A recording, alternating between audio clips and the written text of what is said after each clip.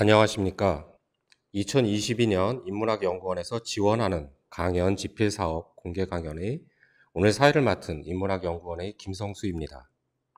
인문학 확산과 진흥에 도움이 되는 단독 연구를 지원하는 본 사업에서는 그 중간 성과를 공개 강연 형식으로 발표를 하고 있습니다.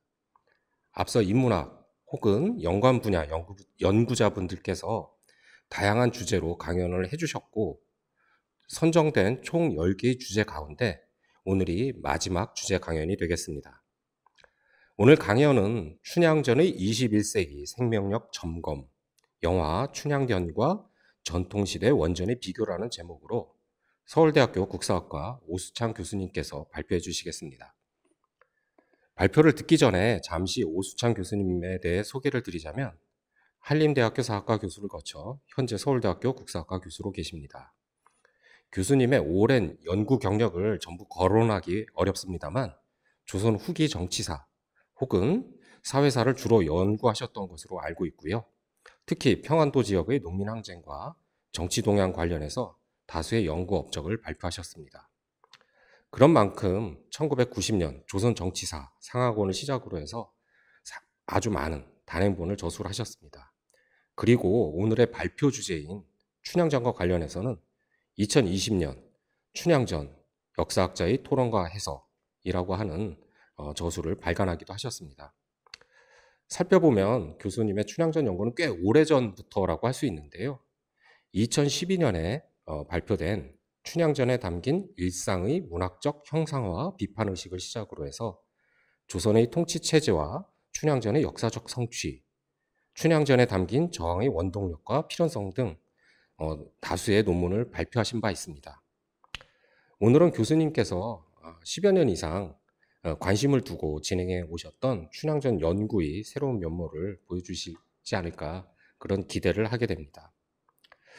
무엇보다 1935년 우리나라 최초의 발성 영화로 춘향전이 만들어진 이래 오늘 발표에서 이제 검토하게 될 춘향전에까지 이르기까지 계속해서 영화화되었다라고 하는 그 사실은 한국의 역사와 문화에서 춘향전이 갖고 있는 위상을 잘 보여주는 것이 아닐까 그런 생각을 해보게 됩니다. 네, 그러면 오수창 교수님의 강연을 청해서 듣도록 하겠습니다. 제가 이 춘향전을 이야기할 때마다 제일 많이 받는 질문은 조선시대 정치사를 연구하는 역사 연구자가 어떻게 이 소설 춘향전을 공부하게 되었느냐고 하는 것이고, 오늘도 역시 그런 질문을 받았습니다. 특별한 이유가 있었던 건 아니고 조선시대 연구자니까 그 당시 유행했던 소설을 한번 봐야 되겠다 하는 마음에서 학생들과 함께 읽기 시작했고, 읽다 보니까 이 춘향전이 제가 고등학교 때부터 배워온 그런 춘향전하고 너무 다른 거예요. 그리고 다른 논문들을 찾아서 읽어보니까 학계에서 설명하는 거하고 제가 읽는 춘향전의 내용이 너무 다르다 해서 그 점을 알아보기 위해서 좀 더 깊이 들여다보기 시작했습니다. 오늘은 이미 소개가 되었듯이 이 조선시대의 조선 후기 춘향전이 오늘날 과연 뭐 영화든 새로운 소설이든 연극이든 우리 문화 자산으로서 의미를 가지고 재생산되어 나갈 수 있을까 하는 점을 점검해 보는데 제 발표의 목적이 있습니다. 다만 거기에 대한 정답을 뭐 제가 내릴 수는 없는 것이고 그 가능성을 함께 모색해 보는 시간이 되었으면 좋겠습니다. 춘향전의 현실은 다들 하는 이야기지만 그 주제가 대단히 보편적이고 특히 가장 한국적인 이야기여서 수많은 이본이 산출되었고 또 전 계층이 함께 향유했다 하는 점을 이야기합니다. 그런데 그렇기 때문에 한국 문화 세계화의 기반이 되어야 한다고 하는 당위론적인 이야기도 있습니다. 하지만 실상은 근래 시민들의 외면을 받고 있습니다. 많은 오해와 오류가 있기 때문에 그런데 결국 이 문화 자산으로서 세계화하기는커녕 소멸되고 마는 것이 아닐까 하는 걱정마저 들게 하는 상황입니다. 현대인이 거부감을 가지는 것은 충분히 그럴 만한 이유가 있다고 생각을 합니다. 우선 적극적으로 표방하는 바가 여성의 정절이고 춘향의 일방적 헌신이 이야기 대강을 이루고 있습니다. 그리고 문제를 해결하는 것은 남성이고, 더군다나 그 남성이 별다른 노력도 하지 않고 문제를 해결하게 되죠. 춘향의 신분이 상승된다고 하는 점을 내내 강조해 왔는데, 사실 현대인이 신분 상승에 그렇게 큰 매력을 느낄 이유는 없는 것이죠. 그렇지만 이러한 거부감을 뚫고 새롭게 문화자산으로서 생명력을 이어갈 수 있을 것인가 하는 점은 역시 따져볼 만한 논의거리가 된다고 생각합니다. 그래서 이 발표에서는 춘향전의 실상을 확인을 하고 보편성을 점검해 보고, 나아가 현대적 재창조 방향을 모색하지는 못하고 모색하는 하나의 기반을 점검해 보고자 합니다. 특히 춘향전의 실상을 확인하는 것이 역사학의 1차 과제이고, 이것을 바탕으로 2, 3차 과제를 수행할 수 있으리라 생각을 합니다. 영화 춘향전은 사실 나온 지 20년이 넘었습니다. 그렇지만 여기서 이 영화 이야기를 할 수밖에 없는 까닭은 그게 본격적인 춘향전 영화로서 가장 최근에 나오는 것입니다. 본격 춘향전 영화의 마지막 작품인데, 그 이전에는 제가 따져보니까 영화가 한국에 들어온 다음에 평균 약 4년에 한 번꼴로 이 정통 춘향전의 본 내용을 영화로 만든 그런 작품이 나왔는데, 그 이후로 20년이 훌쩍 넘도록 한 편도 안 나오는 것이죠. 한국 영화를 대표한다고 할 수 있었던 임권택 감독이 2000년에 개봉을 했는데요. 조상현 창본을 바탕으로 그분이 직접 창을 합니다. 그리고 한국의 문화계를 이끌었다고 할 수 있는 김명곤 전 장관이 각색을 했습니다. 대단히 언론의 조명도 많이 받았고 야심차게 추진된 영화 프로젝트였고 화제도 많았습니다. 그리고 한국 최초로 칸 영화제의 경쟁 부문에 진출해서 현지에서는 상당한 인기를 끌었다고 해요. 하지만 국내 흥행은 대단히 부진했고, 거기에는 사실 이유가 없지 않다고 생각합니다. 오늘날 따져볼 하나의 주제이기도 합니다. 물론 영상 미학은 제가 이야기할 수 있는 영화의 본령, 그것은 제가 이야기할 수 있는 주제가 아닙니다. 저는 그 영화에서 서사에 집중을 하려고 합니다. 여러 가지 그 영화로서의 어려운 점이 있었겠죠. 상영 시간이 제약되어 있다든가, 학계가 그동안 제가 볼 때는 설명을 정확하게 하지 못했다고 생각합니다. 춘향전에 대한 설명을. 그러니까 영화 만드는 분들도 상당한 오류 속에 빠져 있을 수밖에 없었던 거죠. 그래서 춘향전의 실상을 이해하고 고전과 전통을 재창조하고 세계화하는 것을 점검하겠다고 말씀을 드렸는데, 좀 더 직접적으로 제 관심을 표현을 한다면은 조선 후기 춘향전의 본 모습과 2000년에 만들어진 영화 춘향전 중에 어느 쪽이 더 현대적인가 라고 하는 질문을 던지고 싶습니다. 그 점을 따져보죠. 논의 출발점에서 이 영화 춘향전이, 이제 영화라고 하겠습니다. 영화가 던지는 사회적 메시지부터 점검하고 들어갈 필요가 있습니다. 그리고 그걸 확인하기 전에 학계에 워낙 그동안 논란이 되어 왔기 때문에 춘향의 신분에 대해서 간단하게 요거는 짚지 않을 수가 없겠습니다. 춘향의 신분에 대해서 학계에서는 그동안 춘향은 기생이다, 아니다, 기생이 아니다, 이런 논란이 춘향전 연구에 굉장히 중요한 축을 이루어 왔습니다. 그런데 춘향은 기생이죠. 왜냐하면 명확하게 춘향 스스로도 도련님 나만 믿고 장가하니 갈 수 있어 이렇게 얘기한다든가, 자신이 기생이라고 하는 전제 위에서 기생을 두둔하기도 하고, 이도령 아버지 따라서 서울 가게 됐을 때 너를 버리고 갈 수밖에 없다, 이렇게 쉽게 이야기합니다. 그런데도 불구하고 기생이 아니라고 하는 설명은 이 춘향의 탄생이 매우 고귀하게 그려졌고, 여염집 처자처럼 우아하다, 도저히 기생이라고 볼 수 없다 라고 합니다. 이건 그렇게 설득력이 없지 않을까 하는 생각입니다. 왜냐하면은 춘향이 고귀하고 우아해서 기생이 아닌 게 아니라, 그 당시 춘향전을 만들던 사람들이 기생 춘향을 우아하고 고귀한 존재로 그린 것이죠. 기생이라면은 고귀하게 태어나면 안 되고, 기생이라면 우아하면 안 된다 하는 법은 없는 거죠. 이렇게 춘향의 신분은 기생입니다. 그리고 그 신분이 기생이기 때문에 중심적인 갈등들이 초래가 되는 거죠. 평등한 사랑을 사또아들과 이룰 수 있는가, 혹은 사또가 왔을 때 수청 명령이 내려졌는데 그걸 따라야 하지 않겠는가 하는 문제들이 나타나죠.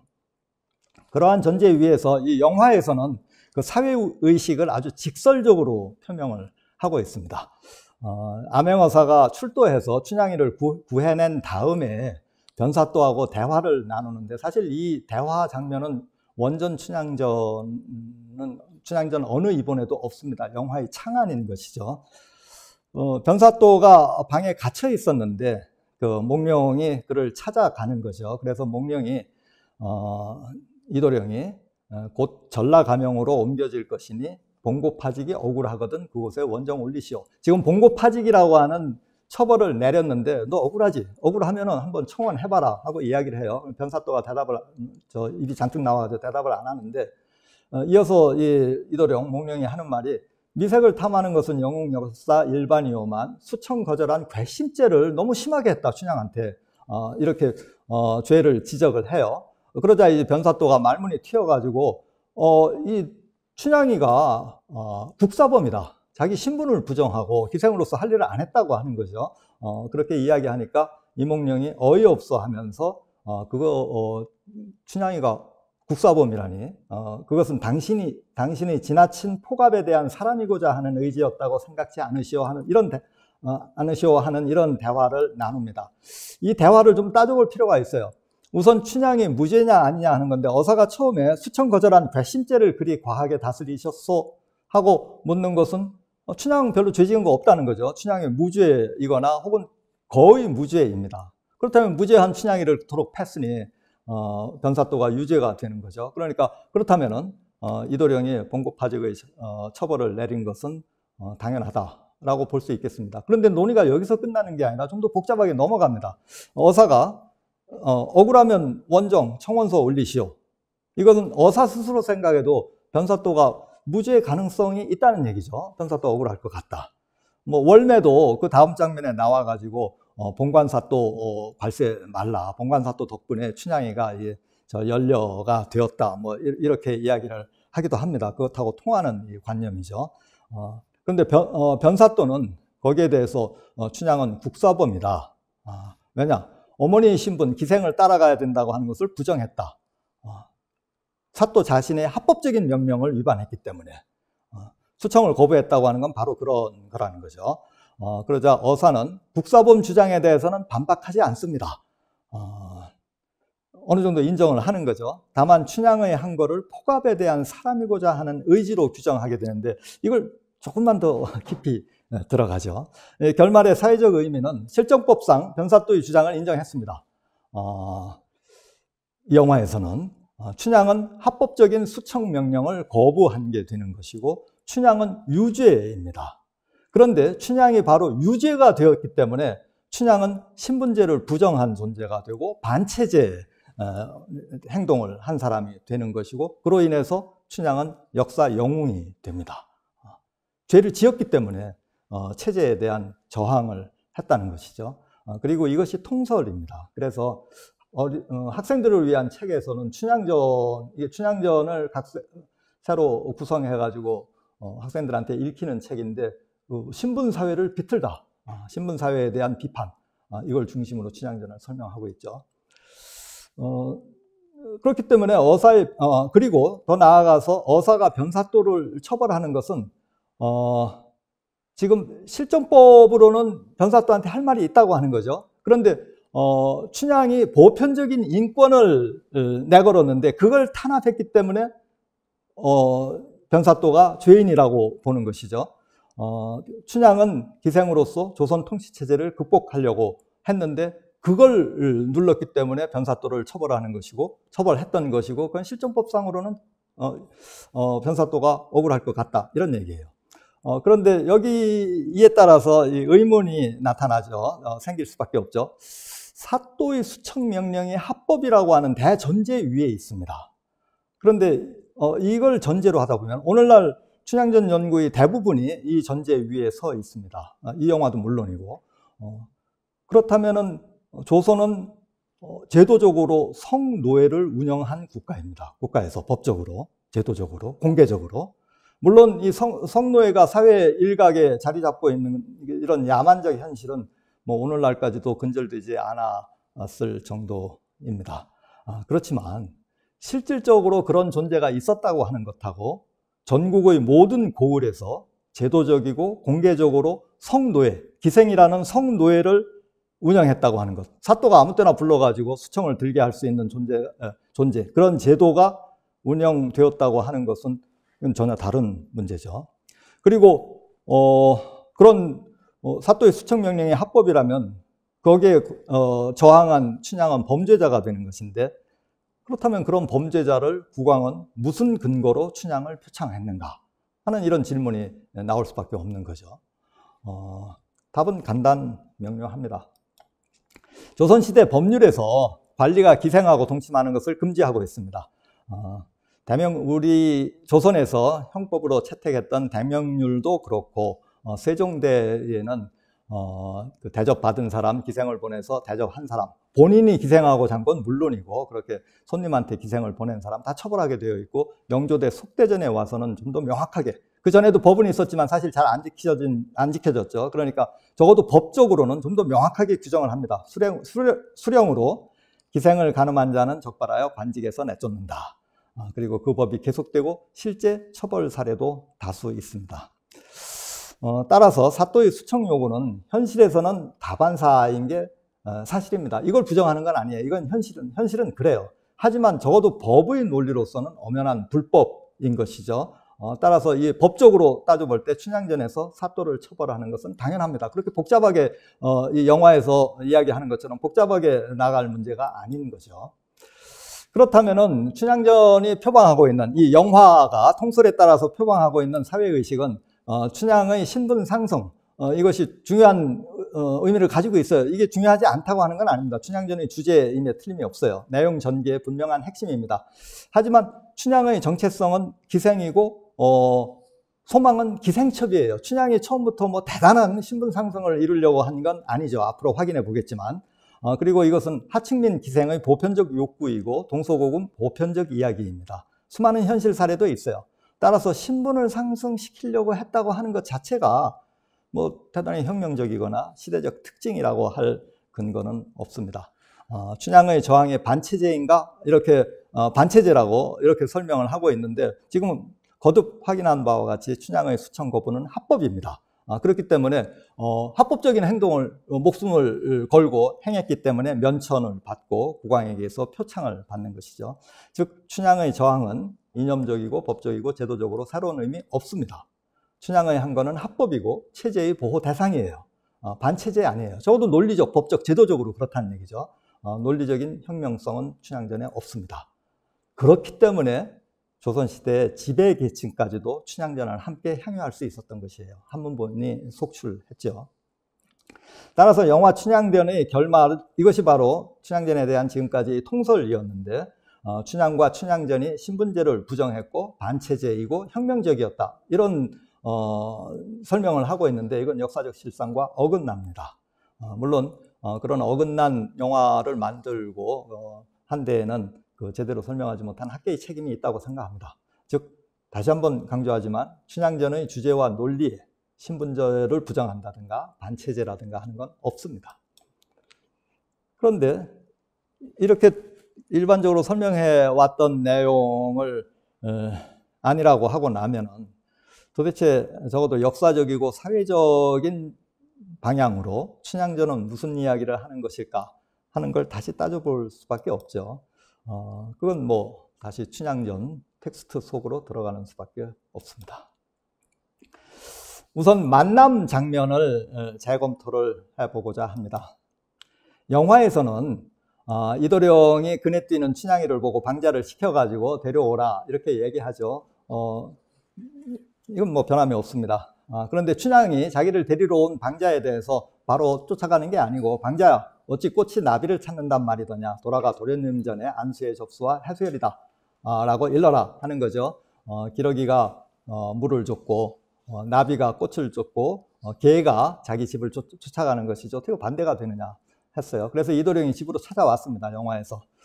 그러니까 춘향은 뭐 그렇다면은 나를 잊지 않겠다고 하는 불만기를 써달라.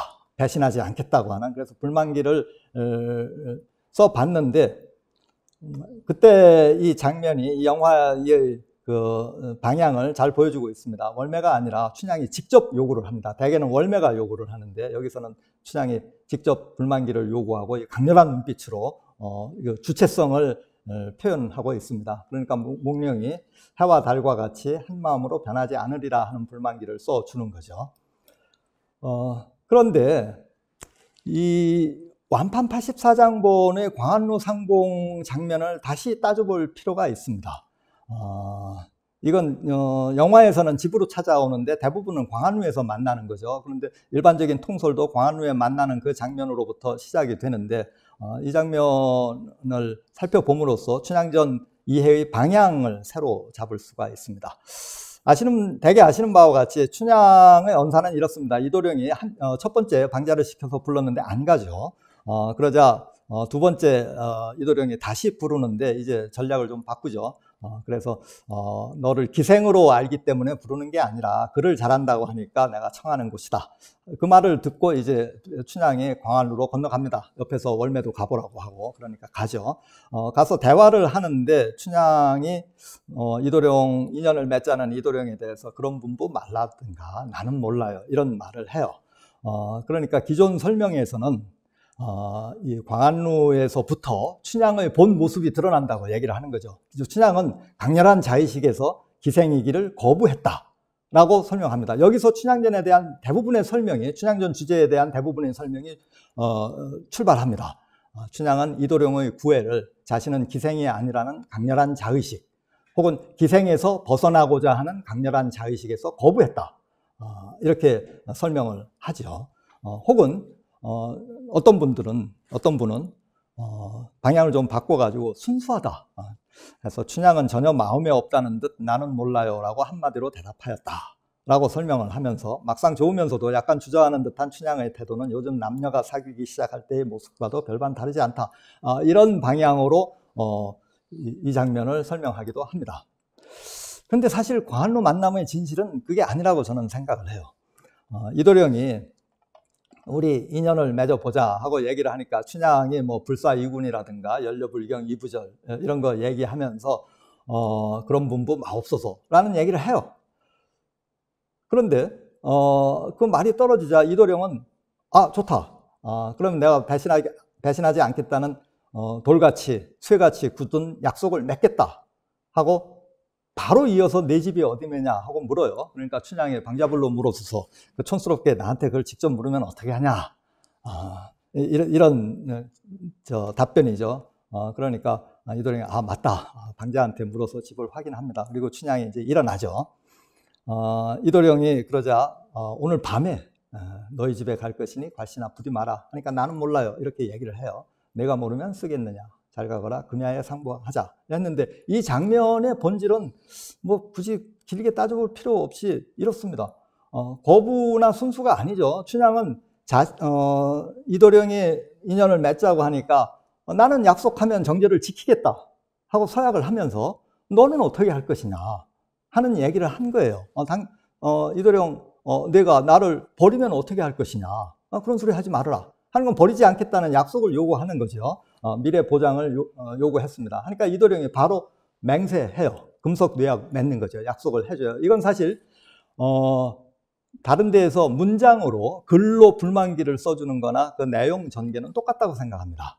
불만기가 있느냐 없느냐를 춘향전의 주제를 달리하는 전혀 질적으로 다른 춘향전의 성격을 보여준다고 하는데 이번에 따라서 그게 아니라고 저는 생각을 해요. 이건 뭐 결국 불만기 써주는 거나 똑같은 얘기죠.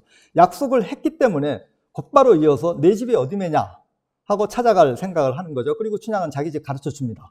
방자를 시켜서지만. 그래서 금일방 상봉 합의로 약속했어요. 여기에 뭐 기생이기를 거부했다든가 하는 그런 그 내용은 저는 정말 찾아보기 힘들다고 생각을 합니다. 이걸 어떻게 거부로 혹은 순수로 설명할 수 있는지 선뜻 이해가 잘 안 되는 게 사실입니다. 그 점은 뒤에서도 확인이 돼요. 춘향이 광안루에서 내려와가지고 자기 집으로 가니까 월매가 마중 나와가지고 에고 내 딸 다녀오냐 도련님이 무엇이라 하시더냐 하니까 무엇이라 하여요 조금 앉았다가 가겠노라 일어나니 저녁에 우리 집에 오시마 하옵디다. 그래 어찌 대답하였느냐 모른다 하였지요. 잘하였다 라고 대답합니다. 춘향이 광안루에 가지 않는 이본도 이 구도는 다 동일합니다. 이건 뭐 기생 모녀가 사또 아들 호리기를 한 것이고 성공을 확인하는 그런 장면입니다. 기생이 마음에 드는 남성을 만나서, 물론 마음에 드는 남성이에요. 마음에도 안 드는데 그런 건 아닙니다. 여기에 소개 직접 하지 못했지만 광안루에 가서 이도령을 바라보고 이도령 잘난 남자를 만나가지고 홀딱 빠졌어요. 그렇기 때문에 자기 주체적인 그 감정 위에서 장례를 기획하는 생생한 삶의 현장이 잘 그려져 있습니다. 그러면 다시 이 영화 춘향변이 이 장면을 어떻게 표현했는가 하는 점을 따져볼 텐데요. 춘향변에서 감독은 물론 이렇게 이야기하고 있습니다. 발랄하고 적극적인 성격의 춘향을 그려내겠다. 전혀 새로운 느낌의 춘향전을 만들고자 한다.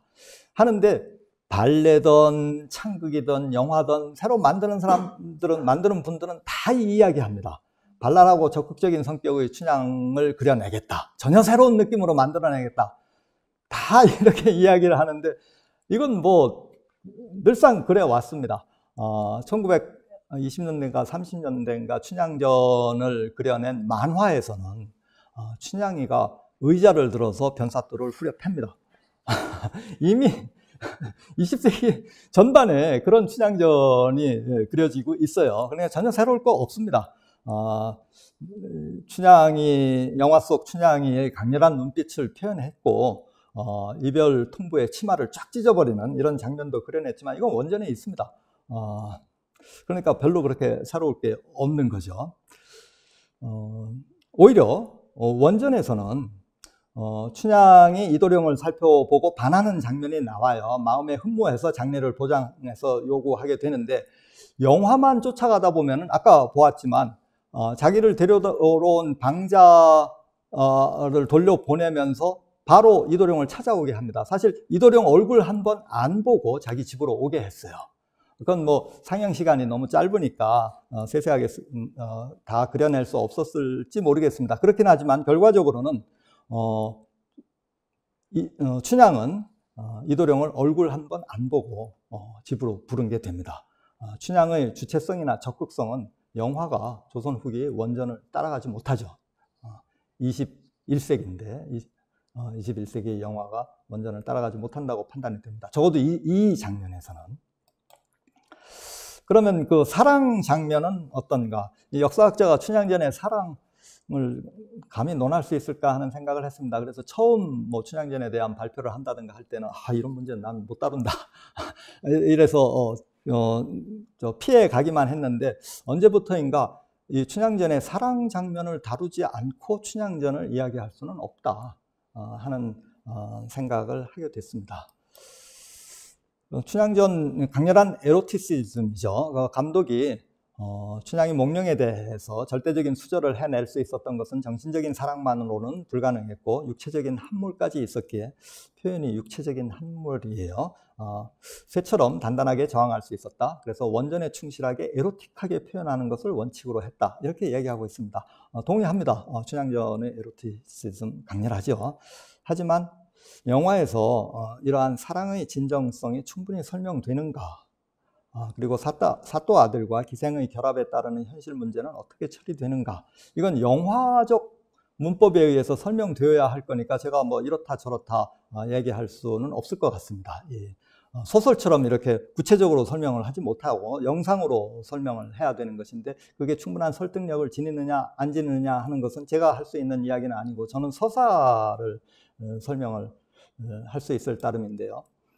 춘향과 이도령의 성애는 정말 외설이라면 외설입니다. 원전의 사랑 장면의 노골적 묘사는 압도적이고 그것을 영화에서 사실 이 주인공들이, 이 배우들이 나이가 굉장히 어린데도 그것을 직설적으로 표현하려고 했죠.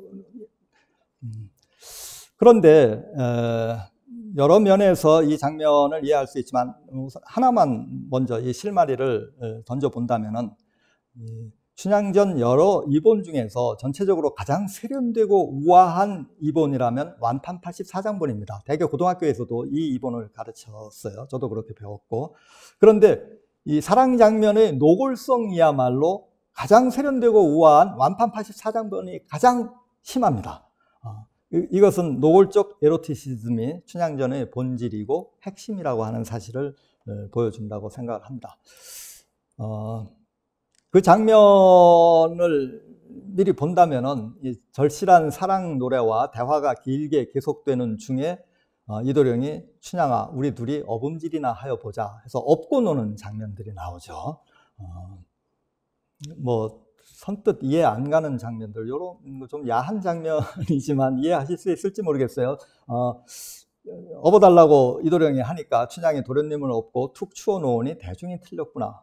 저는 도대체 무슨 말인지 알 수가 없었고 여러 역주본이나 이런 걸 찾아봐도 없었어요. 그런데 다른 이본을 통해서 이 장면이 무슨 말을 하고 있는가 하는 걸 알 수가 있습니다. 이고본에는 에고 나는 못 업겠어, 등허리에 착나겠어, 마른 땅에 말뚝 박듯 꽉꽉 찔려 못 업겠어, 이렇게 표현하고 있죠. 이 장면입니다. 완판 84장본에는 이렇게 나와 있어요. 그리고 이 어음질, 업고 노는 장면에 이어서는 말 타고 노는 것처럼 노는 장면이 나와요. 여기서 인용조차 하기 민망할 정도의 장면들이 쭉 나오죠. 이런 장면들을 과연 어떻게 이해할 것인가 하는 문제가 있습니다. 성의 성격이죠. 기존 설명은 구체적으로 하나하나 따져보지는 않지만 춘향과 이도령의 성의 장면도 진정한 사랑이었다, 이렇게 이야기하고 있어요. 사실 이게 진정한 사랑이 아니라고 하면은 참 곤란하죠. 춘향과 이도령의 사랑이 진정한 사랑이 아니라고 하면 뭐 학생들한테 어떻게 가르치겠어요. 당연한 얘기인데, 그럴 수밖에 없는 이야기인데 사실 설득력 있는 근거는 별로 없습니다. 거기에 대한 설명을, 대표적인 걸 들어보면은 성적 욕망의 발견에 따른 환희와 더불어 벅찬 감동이다, 인간 해방이다, 이런 이야기를 하고 있는데 왜 포르노가 아니고 예술인가 하는 근거 제시는 없습니다. 그렇게 주장을 하는 거죠. 그렇기 때문에 이런 시기부터 정반대의 해설이 나오고 있습니다. 이 장면이, 그 둘의 동심 장면이 몽룡으로서는 강간이었고 춘향으로서는 그것을 이용하려 했다는 의미에서 서글픈 매춘이다 하는 이런 언설이 나왔고, 이건 오래된 이야기지만 지금까지도 이런 해석들은 지속이 되고 있습니다. 일각에서. 예를 들어 2020년에 나온 저술에서도 이몽룡에게 춘향과의 합방은 혼인이 아니다, 춘향은 이 모든 정황을 알고서도 합방을 선택했는데 이것을 사랑이었다고 말할 수는 없다 하는 비평이 있죠. 구체적인 반론은 건너뛰겠습니다. 사실 어느 쪽에서도 지금까지 설명으로는 이 판결이 안 난다고 생각합니다. 그러니까 다른 이 정반대의 주장이, 물론 다수와 소수의 차이는 있지만 소수도 꺾이지 않고 이런 주장들이 계속 나오는 거죠. 과연 진정한 사랑이었는가 하는. 그래서 그 문제를 해결하는 방법의 가장 지금까지 설명 중에서 설득력이 있는 것은 이 사랑 장면, 이렇게 노골적인 성의 장면은 전체적인 구도하고는 구별되는 욕망과 감정에 충실한 멜로드라마적 과잉이다. 그래서 전체 맥락과는 구별해야 되는 것이지, 그 노골적인 사랑 장면을 가지고 춘향전의 주제라든가 춘향과 이도령의 사랑을 이야기할 수는 없다 하는 설명을 해왔어요. 그런데 사실 한 부분이라 하더라도 굉장히 중요한 부분인데, 핵심적인 부분이 전체 구도와 어울리지 않는 균형을 잃은 작품이라면 이게 고전일 수 있을까? 춘향전이 과연 그런 것일까? 하는 의문을 던질 수 있습니다. 그래서 어떤 학자는 춘향과 이도령의 결연은 상호 존중의 인간적 교감에 입각한 진실하고도 깊은 사랑으로 보기에는 어려움이 있다, 그렇게 이해하고 싶지만 사실 잘 모르겠다 하는 이야기죠. 이 설명이 잘 안 된다고 하는 것인데 이게 오히려 솔직한 지금까지의 설명이었다고 생각을 합니다. 그런데 다시 보죠. 제가 생각하는 춘향과 이도령 성의 성격은 이렇습니다. 물론 이 시대적 한계는 있어요. 사또 아들하고 기생의 관계이기 때문에 호칭에서도 이도령은 춘향이를 너라고 부르고 춘향이는 어디서도 도련님이라고 부릅니다. 그리고 이도령은 물론이고 춘향도 기생이라는 정체성은 일관됩니다. 사실 이게 없으면 춘향전이 얘기가 안 되는 거죠. 춘향전의 이도령과 춘향이가 완전히 대등한 존재라면 춘향전 얘기가 안 되죠. 또 남성의 시각도 있습니다. 이 사랑 장면에서도 춘향이 보고 이리 가거라 저리 가거라 하면서 그 감상의 대상으로 삼는 이런 장면도 있어요. 하지만 이 사랑 장면에서의 불평등 면모는 이 정도에 그치고 특히 완판 84장본에 오게 되면 평등이 급속도로 진전이 됩니다. 이도령은 기생춘향을 사랑 장면 이전이죠. 처음 만났을 때 너도 남의 집 귀한 딸이로다 하고 불러줍니다. 이 기생에 대해서 이 이상의 존중은 찾아보기 힘들지 않을까 생각을 합니다. 그리고 춘향은 그 전에는 사랑 장면에 들어오기 전까지는 소년이 천첩이니 천기니 이도령 당신은 양반이니 하는 이야기를 하는데 이 사랑 장면으로 들어오면서부터는 이런 호칭은 다 없어지고 1인칭은 나로 통일이 됩니다. 그리고 완판 84장본 이야기인데요. 이도령이 춘향이한테 앞시기에 권주가를 불러달라든가 하는 그런 요구를 했던 것은 다 사라집니다. 그리고 특히 이 춘향과 이도령이 만나는 그 사랑을 나누는 공간에 대해서도 살펴볼 필요가 있는데 옆에 이렇게 구성이 되었듯이 독립되고 안전하며 깨끗하게 정리된 둘만의 공간. 이후 제3자의 간섭, 침입 없습니다. 물리적으로 없을 뿐만 아니라 정신적으로도 없어요. 불안감도 없습니다. 이런 그 공간과 관계 속에서 사랑 장면이 나오는데 먼저 어범질, 아까 본 장면이지만 다시 본격적으로 한번 분석을 해보죠. 우리 둘이 어범질이나 하여 보자 하고 제의를 해요. 그러니까 애고 참 잡상스러워라. 어범질을 어떻게 하여요? 하고 춘향이가 이렇게 얘기를 해요. 그러자 이도령은 어범질 여러 번 한성 부르게 여러 번 해본 것처럼 말하던 것이었다. 사실 안 해본 거죠. 해본 것처럼이니까 이렇게 놀자고 하는 거예요. 어서와 업히거라 하니까 춘향이 결국 가서 업혔어요. 여기 뭐 가서 업혔다는 얘기는 없지만 어서와 업히거라 하고 춘향을 업고 죽이시며 해서 동의를 받아서 업었습니다. 마음이 어떠하냐 하니까 한 끝나게 좋소이다. 좋냐 좋아요. 이래요. 나도 좋다. 이렇게 되고 다음에 춘향이 이도령을 다시 업고 장면이 지속이 되죠. 이 장면을 간간이나 매춘으로 이렇게 설명을 하기도 했는데 전체적으로 기나긴 대화와 소통 끝에 합의 위해서 이루어지는 사랑입니다. 그리고 함께하는 정신적, 육체적 쾌락이에요. 어떤 연구자들은 이 춘향이 쾌락을 느꼈는지도 나타나 있지 않다. 그래서 일방적인 이도령의 그 육체적 착취인 것처럼 이렇게 설명을 하는데 여기 완판 84장본에 한 끝나게 좋소이다. 좋냐 좋아요. 나도 좋다. 하는 이런 대화가 거듭 나오고 있는데도 그렇게 설명한 이유는 잘 모르겠습니다. 육체적, 정서적 쾌락을 함께 하고 있습니다. 그리고 이도령도 말로는 뭐 꽤나 놀아본 것처럼 그렇게 얘기하고 있지만 사실상은 첫 경험입니다.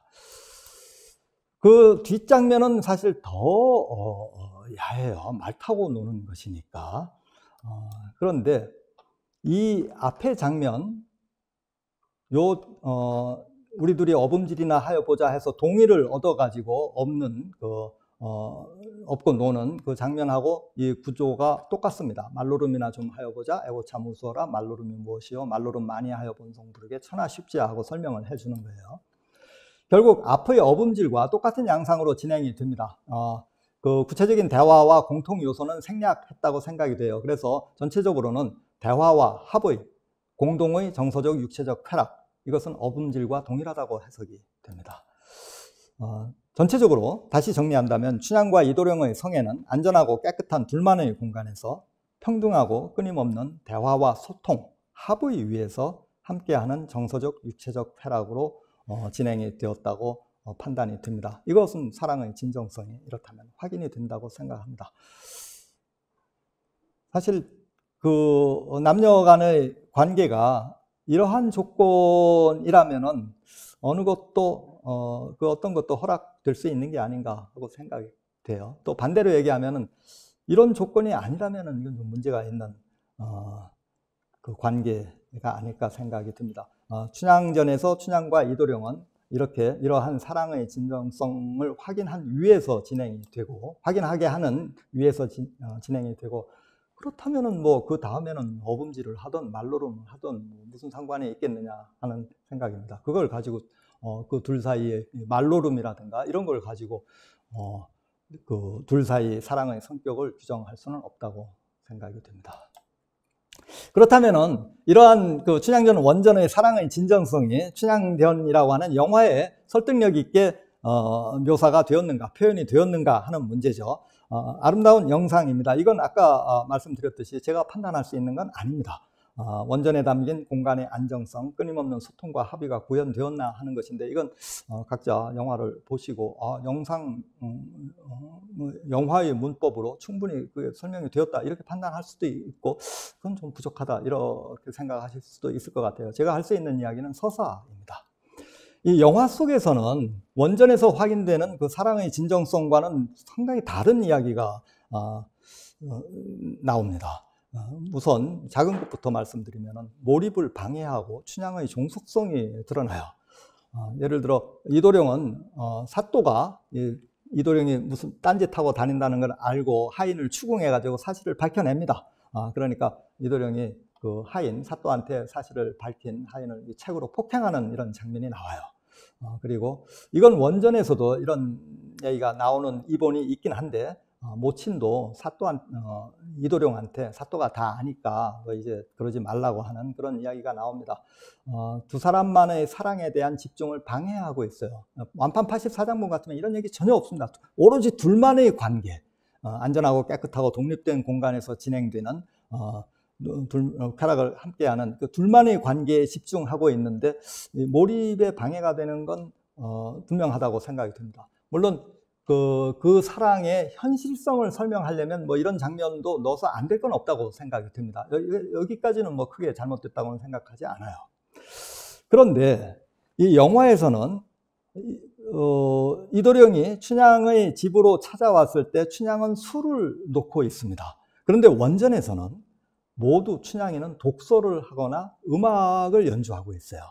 이도령한테 들려주는 음악이 아니고 자기를 위한 독서를 하고 음악을 연주합니다. 제가 본 이본은 하나도 예외가 없어요. 하지만 여기서는 자기를 위한 독서나 음악 연주가 아니고 이런 여성스러운 수 놓는 장면으로 바뀌죠. 그리고 음악을 물론 연주하죠. 춘향이가 검은 거죠. 검은 거를 안 탈 리가 없는데, 이 영화에서 춘향이가 연주하는 음악은 이도령을 위한 것입니다. 이도령이 누워있고 그 앞에서 연주를 하죠. 사실 이런 장면은 이러한 그 전통적 이변에 비춰본다면 왜곡인데, 이런 왜곡은 이광수의 일설춘향전으로부터 시작이 되었습니다. 여기서 강하게 나타나요. 일설춘향전의 성격을 자세히 설명드릴 시간은 없습니다만은, 일설춘향전에서 춘향의 주체적인 면모, 겉으로 표방하기는 굉장히 주체적인 인물인 것처럼 설명하고 춘향과 이도령의 관계가 대등한 관계라고 강조를 하고 있지만, 내면으로 들어가면, 그 구체적인 장면으로 들어가면 이광수의 일설춘향전은 춘향을 굉장히 종속적인 인물로, 그래서 그 이전까지 빠짐없는 춘향이 이도령을 기다리면서 이도령이 오는 날 춘향이 하고 있었던 독서와 음악은 이 일설춘향전에서는 사라집니다. 그리고 여성의 일과 봉사가 강조되는 거죠. 춘향이 이도령을 위해서 옷을 짓는 장면은, 바느질 한 땀 한 땀 하는 장면은 아주 자세하게 묘사하고 있습니다.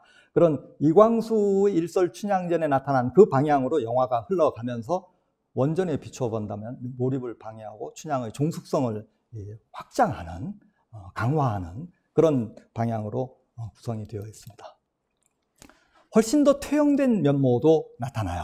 이 첫날 밤을 치르기 위해 가지고 목욕하는 장면인데, 월매가 첫 일을 치른 후에 꽃이 비칠 텐데 네가 처녀였다는 표시니까 꼭 보여서 알려야 한다니 하는 이런 장면도 나옵니다. 처녀성을 확인시켜라 하는, 기생의 현실을 강조하기 위한 것인지 모르지만 원전에서 전혀 찾아볼 수 없는 조선시대 이본, 그리고 근대의 어떤 이본에서도 찾아볼 수 없는 장면, 이건 이광수의 일설춘향전에도 없습니다. 이걸 영화에서 이렇게 넣었어야 하는 이유를 저는 알 수 없습니다.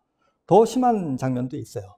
이도령이 처음 찾아왔을 때 춘향이한테 우리 인연을 맺자고, 제안은 물론 그 전에 방자시켜서도 얘기를 하고, 다른 완판 84장본 같은 경우는 광화문에서 얘기했지만 집에 찾아와가지고 이제 그 약속을 맺기 전에도 광화문에서 일단 약속을 했지만 그 본격적인 그 사랑으로 들어가기 전에 이미 이도령은 서 있던 춘향의 손을 잡아채어 춘향을 잡아뜨립니다. 이게 시나리오에 있는 어구 그대로예요. 잡아뜨린다. 춘향은 네 발로 기어서 도망쳐 나오면서 도련님은 소녀를 노류장화 천기로 아시옵니까? 하는 장면이 들어가 있어요. 이런 일을 겪었는데도 그 이후에 아무 문제가 없이 이제 사랑 장면으로 들어가는 거죠.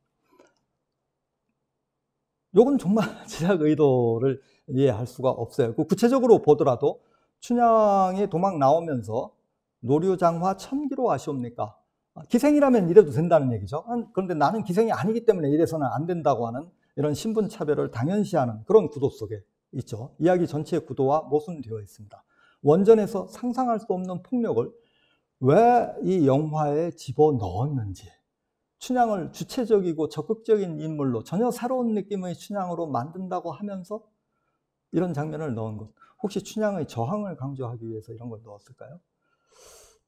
이렇게 그 영화에서 그 표방, 감독의 표방하고는 정반대로 전통적인 입원에서 찾아볼 수 없는 퇴행적 면모가 강조되어 있고, 제가 궁금해서 여러 사람들한테 여쭤봤습니다. 영화 하는 분한테도 여쭤보고 그랬는데, 이게 그 시기예요. 어쩌면 지금까지도 계속되는 춘향전에 대한 이해, 남녀 사이의 사랑에 대한 관념, 이런 걸 드러내고 있는 것이다 라고 답하는 분도 계셨습니다. 그러면 이제 마지막 장면, 마지막 저 분석으로서 한거 장면을 한번 살펴보겠습니다. 한거 대명의죠. 감독이 강조하는 바는 있습니다. 권력을 가진 자들이 포악성과 거대한 틀에 맞서 자신을 부숴가며 싸우는 한 여자의 이야기가 현대를 살아가는 우리들에게 던지는 울림이 있을 것, 저항을 강조를 하고 있죠. 특히 인상적인 것이 춘향의 형벌 장면은 이 동혼의 전경을 비춥니다. 그러면서 감독이 하는 말은 개인의 저항이 동혼으로 표상되는 거대한 사회 구조 앞에서 얼마나 무력한가를 보여주려 했다. 그래서 계란으로 바위치는 싸움이지만, 그걸 강조하지만 그 싸움이 얼마나 위대한가 하는 것을 보여주려 했다고 이해가 됩니다. 그 점에서 동의할 수 있어요. 그런데 이 목숨을 걸고 저항을 하는데 이러한 저항의 원동력은 영화든 조선시대 이본이든 이게 어떤 것일까 하는 건데, 물론 두 주인공이 진정한 사랑을 했기 때문에 그렇겠죠. 사실 이도령이 떠나갔기 때문에 지금 이 사랑은 지금 현재 진행형은 아닙니다. 그런 점에서 춘향의 사랑의 기억이라고 할 수 있을 텐데, 그 강렬한 온몸을 다 던져서 했던 사랑의 기억이 있었기 때문에 이 저항을 한다고 하는 건 뭐 두말할 나위 없습니다. 하지만 2% 부족한 건 있다고 생각합니다. 목숨 건 투쟁이 그렇다 하더라도 필연적이었는가? 개인에 따라서, 캐릭터에 따라서는 그럴 수 있겠죠. 뭐 춘향이 그런 인물이었다라고 설명하면은 그렇게 그렇게 설명할 수 있겠다라고 해야 하겠지만, 과연 그것이 그 당시 독자들한테 현실적으로 설득력이 있었을까? 이도령 떠나간 다음에 기생으로서 목숨을 걸고 저항을 한다. 여기에는 좀 더 설명이 필요하다고 생각이 됩니다. 흔히 설명하는 바, 혹은 부지불식간에 전제하는 바는 약속을 했기 때문에, 사랑의 약속을 맺었기 때문에 이도령이 찾아올 것이다. 그 약속을 지키기 위해서 춘향은 저항했다. 이런 관념 위에 서 있죠. 그런데 과연 그게 진실일까 하는 질문을 던지지 않을 수 없습니다. 물론 원전에서는 재회 약속합니다. 찾아오겠다고 하고 이렇게 신물, 약속하는 물건, 거울이니 반지니 이런 것들을 교환을 해요. 영화에서도 그렇게 표현이 되어 있습니다. 완판 84장본에서도 이도령 돌아와서 데려가겠다고 약속해요. 그리고 편지도 보내겠다 하고 약속을 합니다. 마찬가지로 영화에서도 신물로 반지, 거울 교환하고 훨씬 더 희망적으로 표현하고 있습니다. 방향은 같지만, 입 맞추고 돌아놓으면 올라가시거든 도련님 사는 소식 알 수 있게 수시로 편지 보내주셔요. 웃으면서 대화를 계속해요. 사실 헤어지기로 한 다음에, 떠나가기로 한 다음에 동침하는 장면은 이번에는 안 나오는데 영화에서는 구태여 다시 넣었어요. 염려 말아라, 남원가는 인편이 없겠느냐. 아주 즐겁게 헤어질 때도 사실 웃으면서, 목령도 웃어요. 희망에 차 있다고, 미래를 걱정하지 않는다고 해석할 수 있겠습니다. 재회의 희망이고 낙관적이죠. 근데 과연 이게 현실적으로 설득력이 있느냐 하는 거죠. 현실은 사또 아들과 기생의 이별입니다. 이 장면까지는 다 아시겠지만 이도령이 자기 아버지한테는 말을 못하고 어머니한테 가서 이 춘향이 내가 사귀는데 데리고 가야 되겠다고 하니까 야단을 치죠. 그래서 조정에 들어 앞으로 벼슬도 못한다고 하더구나. 불갑을 이별이 될 수밖에 없다 하고 와서 춘향이한테 선언을 합니다. 하니까 춘향이 난리를 치는 거죠. 그래서 그렇다면 내가 데려가도록 노력을 해보겠다 이렇게 이야기를 하는 건데 그 장면에서 이 약속을 불갑을 이별이 될 수밖에 없다 하니까 또 나를 톡 떼어 버리려고 하는 거지. 앞으로 나는 낭군 없이 살아야 한다 하는 그런 이야기를 춘향도 합니다. 방자는 무슨 이별이 이렇게 요란스럽냐, 평안히 가오 오냐 부디 잘 있거라 하고 헤어지면 그만인 것이다 라고 그 이별 장면을 방자는 그렇게 규정을 합니다.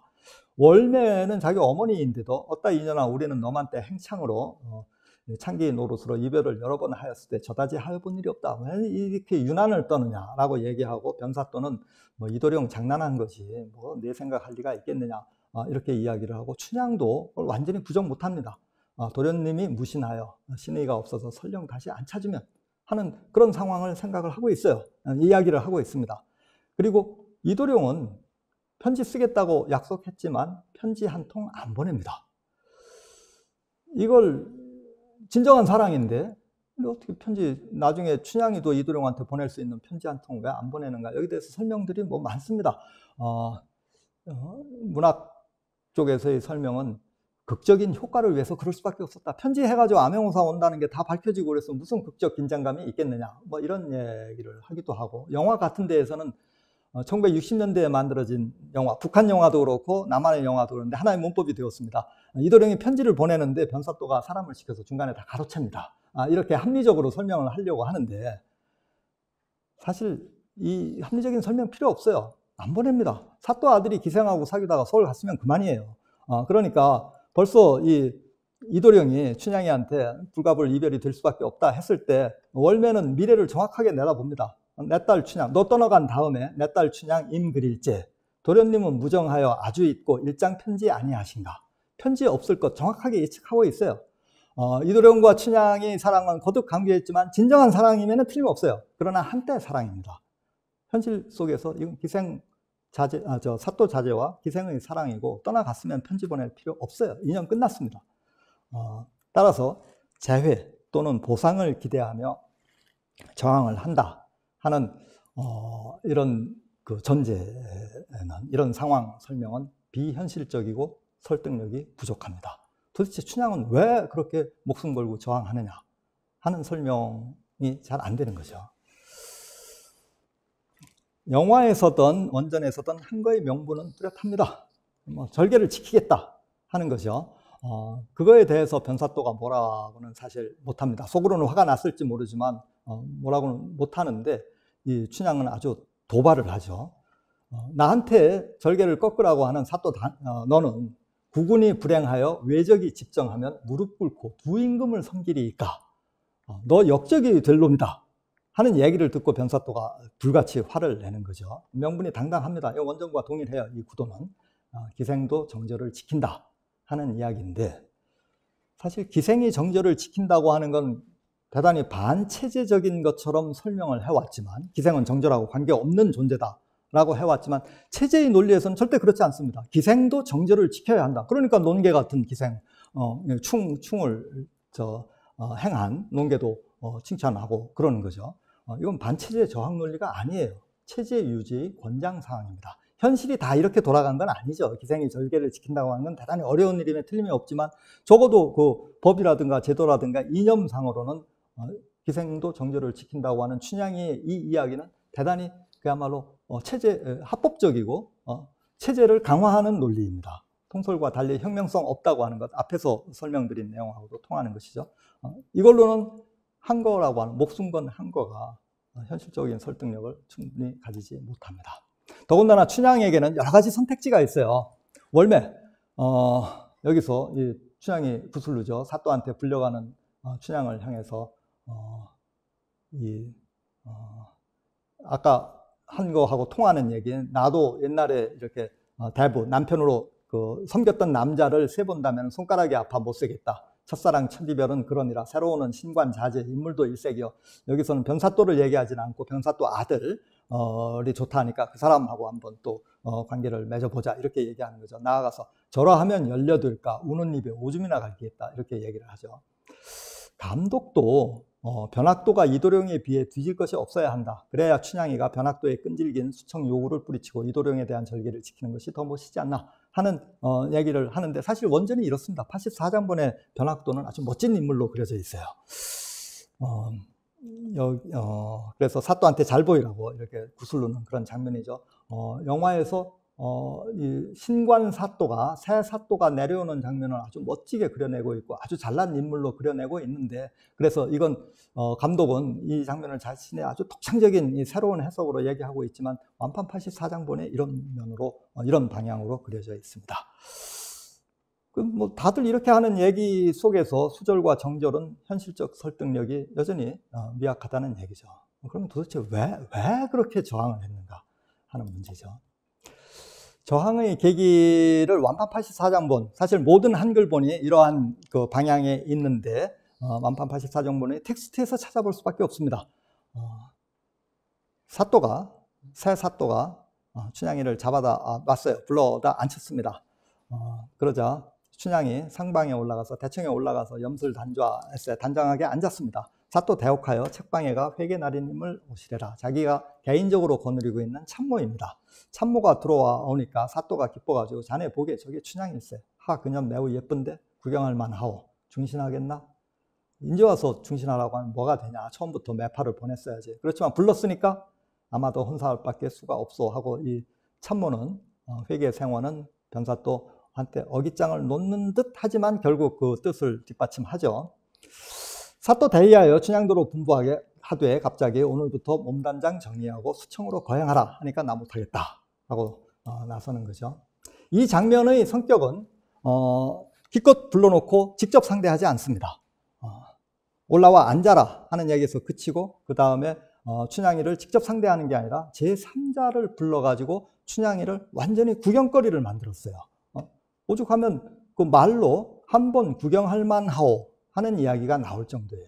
그러면서 그 둘 사이에 춘향은 저쪽에 앉혀놓고 구경거리로 삼으면서 그 농담을 주고받고 하고 있습니다. 그리고 불쑥 일방적인 명령을 내리는 거죠. 이도령이 춘향이를 설득하던 장면, 유혹하던 장면이라고 해도 좋죠. 너도 남의 집 귀한 딸이로다 하는 얘기하고는 뭐 정반대의 대극에 서 있습니다. 극심한 인격 모독을 하고 있어요. 이도령의 춘향 존중과는 대조적입니다. 여기에서 저는 춘향한 거의 필연성이 완성된다고 생각을 합니다. 2% 부족하던 것이 채워졌다고 생각이 돼요. 이 장면이 춘향전의 구도, 춘향의 저항을 이해하는데 결정적인 장면이기 때문에 여러 한글본에서 이 화소들이 출입이 많은데 이 장면은 하나도 빠짐없이 공통적입니다. 조금 이따 설명드리겠지만 성격이 방향이 약간 다른 건 있어요. 그러나 이 춘향이 이도령을 모독하는 장면, 이것은 전혀 한문본에서는 빠진 것들이 있어요. 그러나 한글본에서는 완전하게 공통적입니다. 그만큼 중요하다는 거죠. 결정적인 장면이라고 생각이 듭니다. 그러면은 이 장면 저도 많이 고민을 했습니다. 이러한 인격 모독을 받으면서 이제 목숨 건 저항으로 나간다고 하는 것인데 과연 이게 말이 되는가 하는 그 질문을 스스로 많이 던져봤죠. 그리고 제 이야기를 듣는 분들도 그런 질문이 있을 것 같아요. 춘향은 역사 영웅인데 그렇다면 변사또가 그 자리에서 그렇게 모독하지 않고 이도령이 춘향이를 유혹하던 장면처럼 그렇게 잘 대우를 해주면서 구슬렀으면 춘향이 넘어갔을 것인가? 그게 춘향전의 본질이 그런 것일까? 그렇게 우연적인 요소에 의해서 결정이 될까? 하는 불안감이 있죠, 저한테도. 그러나 결론은 이렇게 내릴 수 있다고 생각합니다. 예상 질문을 던져본다면 춘향의 한 거는 춘향전의 중심 사건인데 사또의 춘향 모독은 그것을 설명하기에 너무 작은 문제가 아닌가? 한 순간에 우연한 장면이 아닌가? 또는 이건 제 설명에 대한 어떤 그 학자의 반론이기도 한데 춘향의 한거를 그런 걸로 봐서는 안 되고 전략, 여성의 주체적인 생존 전략, 꼭 목숨을 건진다든가 아니라든가 하는 것이 아니라 여성이 자기 존재를 확인하는 그 큰 전략 속에서 춘향의 행동을 이해해야지 그렇게 사소한 걸 가지고 이해하려고 하면 되겠느냐 하는 질문이라고 생각이 듭니다. 사실 이 전략을 가지고 춘향의 한거를 설명해야 된다고 하는 건 지금까지 많은 연구가 그래 왔습니다. 지금까지 신분을 상승시킨다든가 연료가 되어야 한다는 자의식이라든가 성리학적으로 자아를 성취한다든가 하는 그런 춘향의 의도, 목적 속에서 한거를 했다 이렇게 설명을 해왔어요. 하지만 이 춘향의 전략, 우선 이것부터 검토를 해보면은 춘향이 신분을 상승시키거나 연료되기 또는 성리학적 자아 성취를 왜 이쪽을 원했는가? 뭐 춘향이 원래 그런 인물이다라고 설명하면 다 설명이 되겠지만 사실 춘향은 원래 그런 인물 아니에요. 앞에서 보았다시피 광안루에서 이도령을 만났을 때는 마음에 드는 것을 확인한 다음에는 바로 나는 절개 지킬 것이니까 너도 나한테 약속해라. 그리고 오늘 밤 만나기로 하는 그런 기생입니다. 그런 기생이 갑자기 연료가 되려고 하고 성리학적 자아 성취를 하려고 했다고 하는 게 과연 설득력이 있는가 하는 그 반론을 던질 수가 있고, 더 중요한 것은 이건 그 여성 춘향이 진정한 여성이 되기 위해서, 연료가 되기 위해서라든가 성리학적으로 자아를 성취하기 위해서라면 자기 목숨을 걸어야 한다고 하는 것인데, 사실 여성에게 목숨을 걸라고 요구하는 것이야말로, 논리야말로 이 성리학의 논리입니다. 지배체제의 논리예요. 그러한 차별의 현실을 당연하고 그 구도 속에 춘향을 거기에 가두는 설명이에요. 여성이 여성이기 위해서는 목숨을 걸어라 하는 것이 당시의 사회 구도이고 성리학적 구도입니다. 춘향의 한거를 이 전략으로 설명하려고 하는 것은 그러한 당시의 그 차별적인 구도를 전제로 하기 위해서, 너무나 당연시하기 위해서 나온 설명이라고 생각이 됩니다. 춘향에게 그러한 연료가 되어야 할 이유 없습니다. 자기 어머니가 있긴 하지만 자기 뭐 가족을 위해 가지고 혹은 가문의 명예를 지키기 위해서 세금을 면제받아서 부모라도 좀 편하게 살기 위해서 이런 목적 없어요. 왜 춘향이 연료가 되어야 하는지 춘향전에서 그 이야기를 하는 건 아니라고 생각이 돼요. 그리고 소설 속 인간의 행동이 혹은 실제 사회에서의, 세상에서의 인간의 행동이 전략적인 행동만 의미가 있는가? 뭐 말씀드리기 비전문가가 민망하지만 안나 까레리나가 로미오와 줄리엣이 무슨 전략을 가지고 사랑하고 전략을 가지고 목숨을 걸었습니까? 거기에 대해서 전략이 중요하고 큰 구도가 중요하고 불의와 인격 모독에 대한 즉각적 저항은 의미가 없는가? 즉 개인의 인격과 자존심 수호는 명분이 될 수 없는가?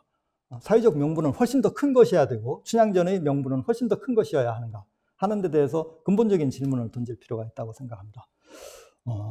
더군다나 인간관계에서 첫 만남의 중요성은 다시 설명할 필요가 없죠.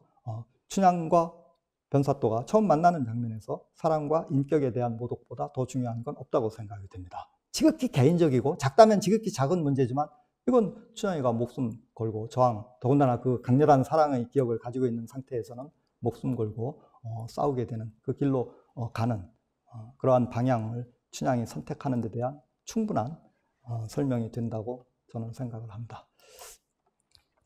저항의 계기를 좀 더 따져보죠. 아까 그 변사또가 춘향이 불러다 놓고 모독하는 그 장면을 이야기를 했는데 대부분 그렇게 나옵니다. 그런데 한 이본이 달라요. 신재효 이본이 다르고 영화는 신재효 이본을 계승하고 있습니다. 한국 근대의 대중문화에서의 춘향전이 되게 그래요. 그런데 이 다른 조금 본질은 같지만 구성이 좀 다른 하나의 예외, 즉 신재효, 남창. 신재효가 춘향전 두 개를 썼는데 그 중에 남창입니다. 변사또가 춘향이를 불러다 놓고 그 도련님 가신 후에 청춘 공방할 수 있나? 응당 애부 있을 테니 관속이냐 한량이냐 어려야 알지 말고 바른대로 말하여라. 애부 기둥서방입니다. 내 분부를 거절키는 간부 사정 간절하여 필연 곡절이 있을 테니 간부는 새서방입니다. 너 기둥서방, 새서방 때문에 그러는 거지 하고 얘기를 하죠. 그 말을 듣자 그렇게 준절이 호령하니 춘향이가 절이 나서 절개가 발동해가지고 불고사생, 죽고 사는 것을 돌아보지 않고 대답을 합니다. 그러면서 사또도 그 본받아 두 임금을 섬기시려 너도 역적이 될 사람이지 하고 따져드는 거죠. 그래서 내라 인연 잡아내라 하는 거죠. 아까 이 춘향이를 불러놓고 완판 84장본이나 다른 2번처럼 구경거리로 삼는 거하고 구성이 좀 다른데 사실 첫 대면의 모욕은 훨씬 더 심합니다. 기둥서방이 누구냐, 셋서방이 누구냐 하고 따져 묻는 거죠. 이게 이 춘향전에서 춘향의 저항으로 접어드는 결정적인 대목인데, 물론 그 이도령에 대한 사랑의 기억이라고 하는 게 양으로는 훨씬 크죠. 그러나 거기서 결정적으로 방향을 저항 쪽으로 잡는 장면인데, 사실 영화는 이 장면을 충분히 구현하지 못했다고 생각이 듭니다.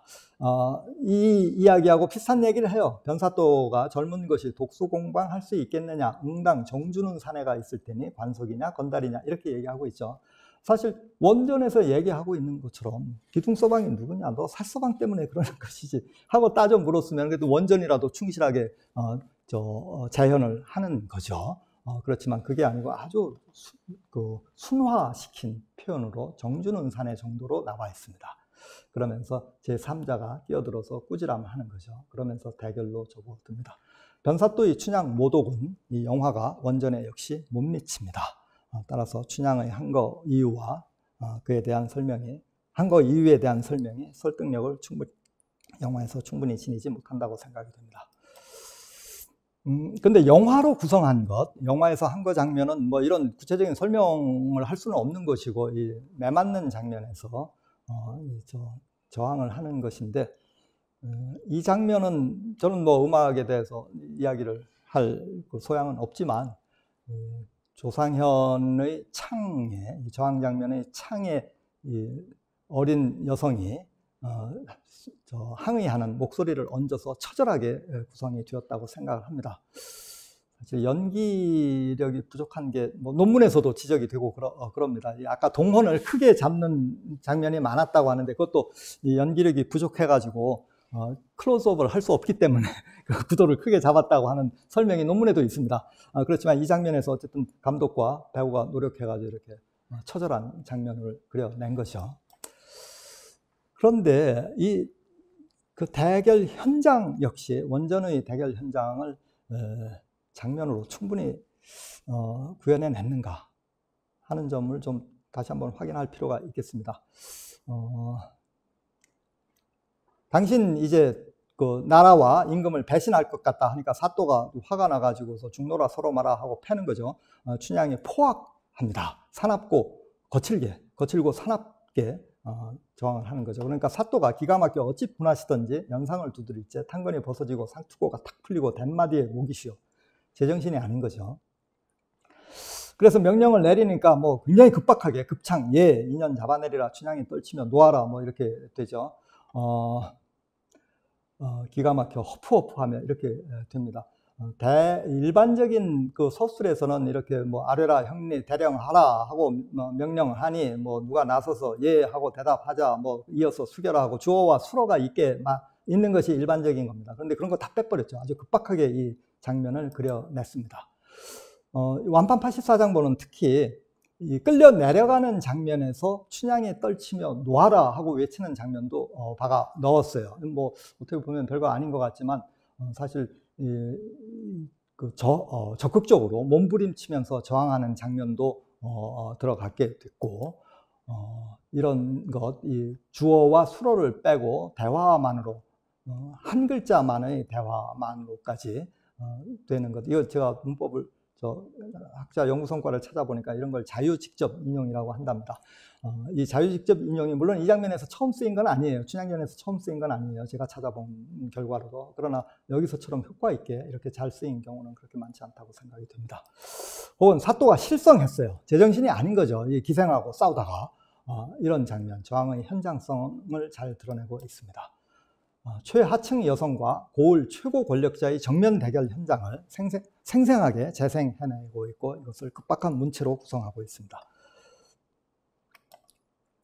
그 다음 장면에서도 솟느니 유혈이요 흐르느니 눈물이라 점점 포악했어요. 죽여라 하는 거죠. 죽어가는 상황에서도. 그리고 더 나아가서 임금에 대한 기대를 포기하지는 않지만 그런 점에서 그 체제에 대한 저항이 아니에요. 사또 그런 한계는 분명하지만 그게 춘향전의 전체 방향이지만 사돈들 무사할까 복수하겠다 하는 얘기까지 하는 거죠. 즉 춘향의 한거에 반체제 또는 새로운 논리는 없습니다. 하지만 저항의 계기와 필연성, 저항 현장의 처절함, 이걸 극히 사실적으로 그려내고 있는 것만은 틀림이 없습니다. 결론입니다. 원전 춘향전의 의의를 재검토할 수밖에 없어요. 확인된 사항은 주제가 대단히 보편적이죠. 사랑의 성취라든가 폭력에 대한 저항이라든가, 이건 통속소설이라서 그렇습니다. 춘향전은 본질적으로 통속소설이에요. 그러니까 거기서 무슨 사회를 완전히 뒤집는 새로운 이념이라든가 기발한 아이디어라든가 이런 게 나올 이유는 없는 거죠. 시대적인 한계 분명합니다. 기본적으로 남성의 시각이고 남성의 시각이죠. 하지만 앞시기보다는 확연한 발전이 있습니다. 춘향은 기생이에요. 신분에 대해서 복잡한 논의가 있었지만 의미가 없다고 저는 생각이 듭니다. 타고난 영웅 아니에요. 광안루 30 장면에서 본 것처럼 아주 영특한 기민한 기생이라고 할 수가 있죠. 기생첩을 꿈꾸는 평범한 기생이 저항으로 나아간 것이에요. 어떤 특별한 인물, 타고난 영웅이어서 저항으로 나아간 것이 아니라 평범한 기생을 목숨을 건 저항으로 나아가게 한, 거기에 춘향전의 의미가 더 커진다고 생각이 됩니다. 춘향과 이도령 사랑의 진정성은 분명하다고 생각이 돼요. 저항의 원동력이 되었죠. 하지만 이것만으로는 현실적인 설득력이 부족하다고 생각이 듭니다. 사또의 춘향 인격을 모독한 장면, 이것이 극히 사실적이고 여기서 춘향 저항의 필연성이 완성된다고 생각이 되는데 앞에서 구체적으로 설명을 드리지는 않았지만 한거 대상도 변사또가 아주 부정부패에 찌든 못난 남성이라면 사실 변사또 개인과 춘향의 1대1 대결로 구도가 잡힐 수밖에 없습니다. 하지만 변사또는 탐관오리가 아닌 걸로 나와요. 완판 84장본에서는 적어도 그렇습니다. 그렇기 때문에 이건 그 잘못된 관리, 탐관오리 개인에 대한 저항이 아니라 변사또를 권력의 최일선에 내놓은 국가 권력하고 춘향의 대결이 결과적으로 그렇게 되는 것이죠. 춘향이 그러려고 했다고는 생각이 안 돼요. 국가에 싸우려고. 그런 건 아니에요. 그 임금에 대한 기대를 표명하는 것처럼. 하지만 결과적으로는 국가 권력과 기생의 현실적인 충돌, 대결이라고 하는 점은 결과적으로 그렇게 귀결이 됩니다. 한거 대상에서도 새로운 면모를 보이고 있는 거죠. 그런데 전체적인 이념과 제도적인 성격으로 보면 한거의 명분이 충효, 연려, 상하, 있소 하는 것인데 이건 결코 신분제를 부정하는 게 아닙니다. 그 당시 지배층이 그렇게 요구하고 있었어요. 유교 통치 이념과 일치하고 있습니다. 체제에 대한 위협이 될 수 없어요. 춘향의 저항은 합법이고 사또의 수청 요구가 불법입니다. 따라서 그 저항은 조선시대의 법적, 제도적 테두리 안에 있어요. 새로운 시대의 혁명적 주제나 논리 없습니다. 왜 여태까지 춘향전 그 자체가, 구도 자체가 혁명적이고 반체제고 이런 것으로 설명되었는가 하는 건 춘향전을 마치 정치 팜플렛처럼 읽었기 때문에, 거기서 읽고 싶은 것을 읽었기 때문에 그렇다고 생각합니다. 소설로 읽었을 때 그 현장으로 들어가 보면은 그런 그 의미가 확인되지 않아요. 즉 본질을 꿰뚫는 선명하고 강렬한 묘사, 급박한 문체에 주목해야 된다고 생각이 됩니다. 즉 그 새로 살펴보는, 제가 강조하고자 하는 원전 춘향전의 의의는 민중의 삶의 현장을 생생하게 현상화했다는 것이에요. 새로운 이념, 새로운 그 논리, 반체제 이런 게 아니고 만남의 장면에서 마음에 드는 남성을 만나서 어떤 기생이 기생첩으로서의 장래를 기획하는 하층민의 현실, 그 장면이 그대로 그려져 있는 것이죠. 사랑 장면은 독립되고 안전하며 깨끗한 둘만의 공간에서 평등한 관계 위에서 끊임없는 대화와 소통 위에 합의를 이루고 정서적, 유체적 쾌락을 함께하는 모습이 그야말로 리얼하게 그려져 있다고 생각이 됩니다. 한거 장면, 저항으로 접어드는 계기, 그리고 저항의 필연성을 선명하게 제시했어요. 여태까지 그 장면을 보지 못했다고 생각합니다. 독자들은 그런 거 저런 거 논리적으로 따질 필요 없이 이해를 했다고 봐야 되겠죠. 하지만 학자들은 이 장면을 보지 못했어요. 최하층의 여자가 인격 모독을 참지 않고 국가 권력과 정면 대결하는 현장을 생생하게 그려냈습니다. 바로 문학 본령의 성과인 것이죠. 이렇게 문학적인 성과를 이룰 수 있었다고 하는 것, 이건 민중 문화 역량의 성장이 반영된 것이라고 생각합니다. 따라서 춘향전을 정치 팜플렛으로 읽을 것이 아니라 춘향전이 소설로서, 통속 소설로서 어떤 의미를 가지고 있느냐 하는 걸 설명해내는 것이 가장 역사학적인 설명이라고 생각이 됩니다. 소설을 소설로서 설명할 때 그게 바로 역사의 진면모가 되는 것이죠. 역사적 성취는 시대를 앞서가는 새로운 이념과 논리, 주제의식을 개발한 게 아니고 문학의 시대적 과제를 소설의 본령, 즉 이미지 구성과 문체에서 수행했다는 데 있습니다. 저는 춘향전을 처음 논문을 쓸 때만 해도 이렇게 역사 연구자로서 이런 이야기를 할 수 있으리라고는 전혀 상상을 못했지만 결국은 이렇게 소설을 가장 소설로서 설명을 해낼 때 그것이 역사학이 될 수밖에 없다고 생각이 듭니다. 즉 춘향전은 하층민 삶의 현장과 한거에 대한 애정과 직시가 있었기 때문에 이런 장면을 그려낼 수 있었다고 생각이 되고요. 논리가 아니고 뭐 반체제라든가 이런 게 아니고 장면으로서 어떻게 살아갔는가, 어떻게 만나고 사랑하고 한거했는가 하는 장면을 그려냄으로써 결과적으로 조선 통치 체제에 대한 조종을 올렸다고 생각이 듭니다. 가장 문학적으로 역사적 성취를 이룬 것이죠. 거기에 비해서 영화 춘향전의 성패는 이렇다고 생각이 됩니다. 표방은 야심에 찬 기획, 판소리와 사회개혁 소설의 영화화라고 하는 점을 강조하고 있습니다. 하지만 서사에서 대단히 혼란스럽고 모순됩니다. 춘향 항고와 변학도 처벌의 혁명성을 강조하고 있는데 논리적인 모순이고 조선 후기 현실과 괴리되어 있습니다. 춘향전 내용하고도 맞지 않고 만남의 현장성, 신분과 사랑의 관계, 저항의 필연성 이런 것들은 그 조선 후기 원전, 이본, 조선 후기 춘향전 이본에 나타나고 있는 것만큼도 드러나지 않았다고 판단이 됩니다. 캐릭터가 대단히 혼란스러워요. 춘향은 발랄하고 주체적이라고 내내 강조를 하지만 사실 적극성이 미약하고 퇴행적 면모, 이도룡한테 어이없는 폭력을 당하고도 그걸 감내하고 아무 일 없, 그 현장에서는 나를 천한 기생으로 보고 이러느냐 하고 항의 얘기를 하긴 했지만 아무 일도 없었다는 듯이 그 내용이 전개가 됩니다. 혹은 처녀성을 증명해야 된다든가 하는 이런 존재로 만들어버렸어요.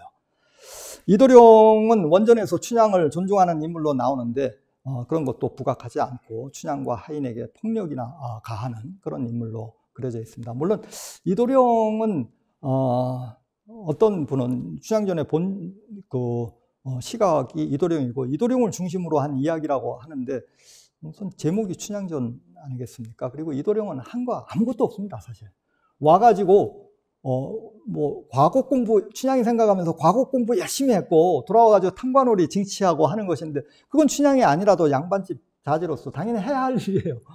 그건 뭐 춘향과의 사랑 때문에 했다고 볼 수가 없어요. 과거 받고 와가지고 탐관오리 징치하는 건 당시 관료로서 당연히 해야 할 일인 것이고 춘향을 위해서 한 일 아무것도 없습니다. 물론 춘향을 존중하고 하는 그런 장면들은 보여줬죠. 사랑 장면에서라든가 그런 거 외에 그 춘향의 목숨 건 저항이라든가 여기에 필적할 만한 내용은 아무것도 없는 거죠.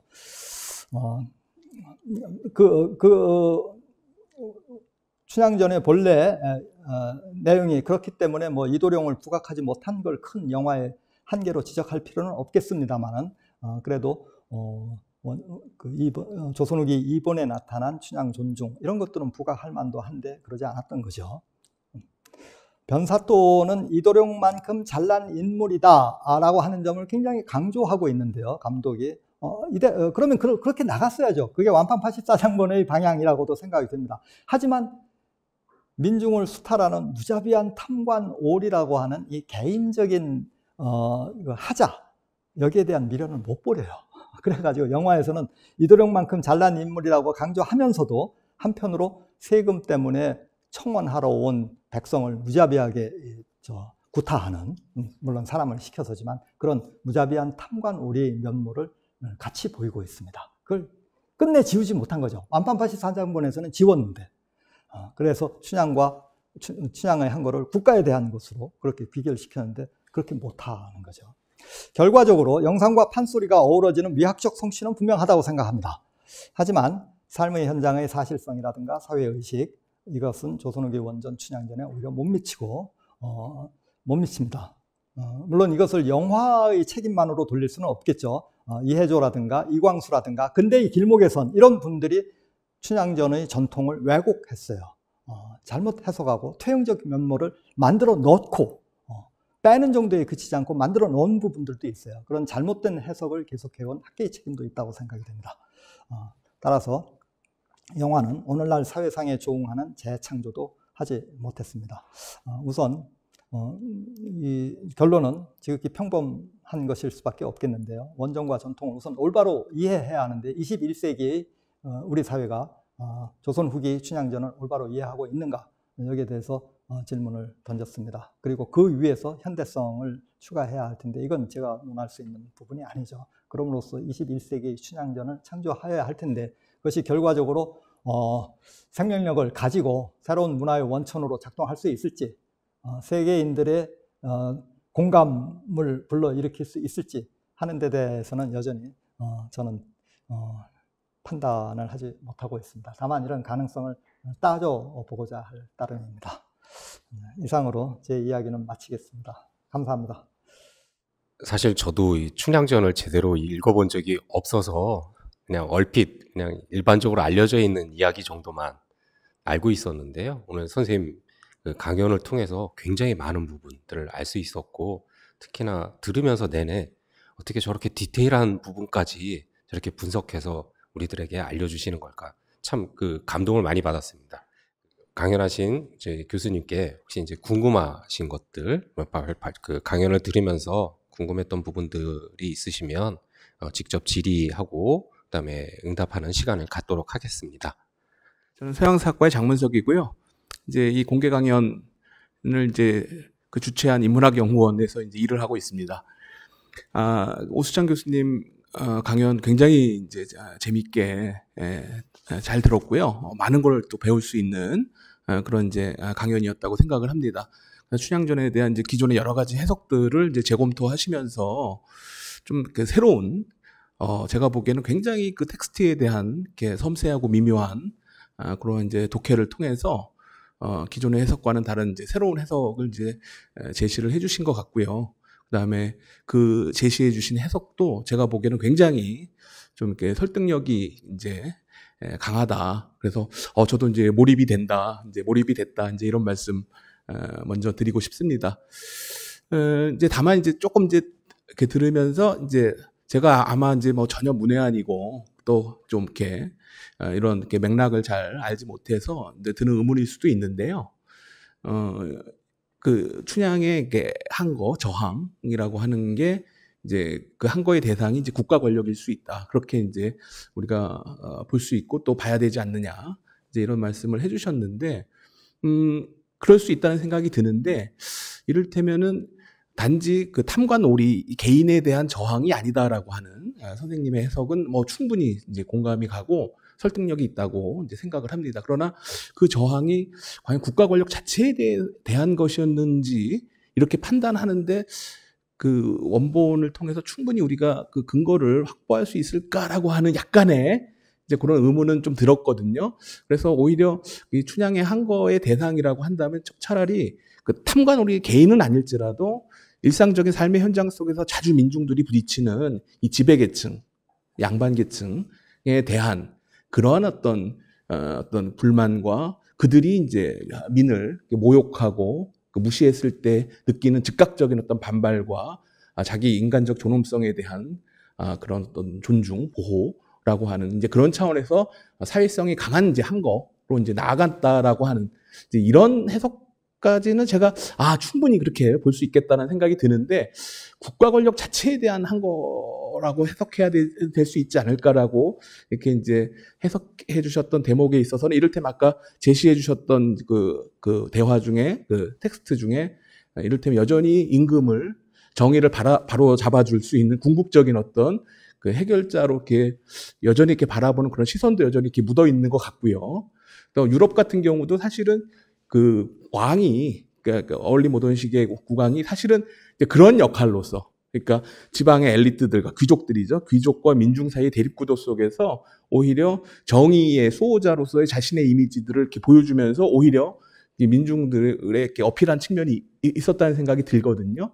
그래서 그런 맥락에서 보자면 국가 권력에 대한 항거의 성격이 없다고 할 수는 없지만 그러나 그렇게 딱 단언하는 거는 조금 다른 이렇게 근거라고 하는 측면에서 조금 이렇게 좀 이렇게 부족할 수도 있지 않을까라고 하는 이제 그런 이제 문외한으로서 이제 그런 이제 한번 이렇게 생각이 느낌이 들었고요. 그다음에 또 하나는 이런 해석을 선생님의 해석은 저는 굉장히 매력적이라고 생각하거든요. 근데 이런 매력적인 해석을 조금 더 뒷받침해 줄 수 있는 비슷한 시기에 생산된 다른 어떤 텍스트들이 혹시 없는지 예? 이런 것도 갑자기 또 궁금해지는 이제 그런 이제 이 측면이 있었습니다. 예, 감사합니다. 예. 예, 제 논리의 허술한 틈을 정확하게 짚어주셨다고 생각이 듭니다. 물론 춘향이 국가 권력에 대한 저항을 의식했다든가 그런 건 절대 아니죠. 국가 권력에 대한 의도적인 저항이라든가 이런 게 아니죠. 그렇다면 제가 전체적으로 설명한 춘향이 체제와 제도와 이념의 테두리 안에 있다고 하는 그 논리하고도 잘 안 맞게 되는 것이요. 그래서 의도적인 그런 저항이었다고 하는 것은 아니고 작자도 전혀 의식하지 못했으리라고 생각이 돼요. 어떤 명쾌하게 의식하면서 그렇게 구성하지는 않았지만 결과적으로 춘향이 자기 삶의 바탕을 두고 삶의 현장에서 저항을 하게 되는 것인데 그게 결과적인 구도는 춘향 변사또에 대한 개인적인 저항으로 끝나지 않고 정말 결과적으로 국가 권력에 대한 것이 될 수밖에 없었다 하는 설명이었습니다. 마찬가지로 어떤 계급적인 그 투쟁의 모습 이런 것도 확인이 안 되죠. 그 통속 소설이 그것을 그려낼 이유는 없었다고 생각이 돼요. 오히려 당시 그 당연한 질서 위에서 이야기를 이끌어 가야지 그게 설득력이 있고 대중의 인기를 받을 수 있는 것이고 춘향전이 그래서 성공을 당시에 했다고 생각이 됩니다.